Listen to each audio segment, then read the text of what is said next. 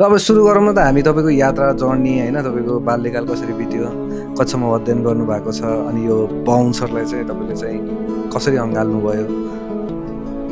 यस्तो अब बाल्यकाल त अब सबैको कठिन नै हुन्छ भनेर सुनेको थिएँ। अब भन्दाखेरि मिलाएर भने जस्तो हुन्छ। रियालिटी कस्तो भन्दाखेरि अब सबभन्दा मेरो सपोर्टिभ मेरो दिदी क्रिस्टिना, मेरो मम्मी सपना होइन, उहाँहरू नै मेरो लागि ब्याकबोन हो।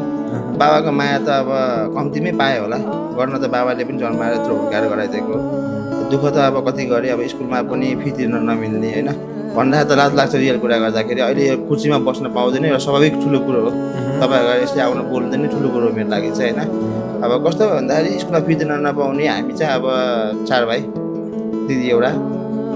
थाहा हुन्छ नि त मिडल क्लासको फ्यामिलीहरूलाई पढाउन गाह्रो होइन, त्यो पनि बोर्डिङ स्कुलमा जस्तो गरेर पढाउनु भयो। बिस्तारै गर्दा गर्दै त्यसरी 10 पास गरियो। अनि स्टार्टिङ जर्नी चाहिँ कस्तो भन्दा सुरुमा त अब होटल काम गरेर अगाडि बढेको मान्छे, रियल कुरा गर्दाखेरि होइन। अहिले आफूलाई सोध्दै हँसो लाग्छ क्या।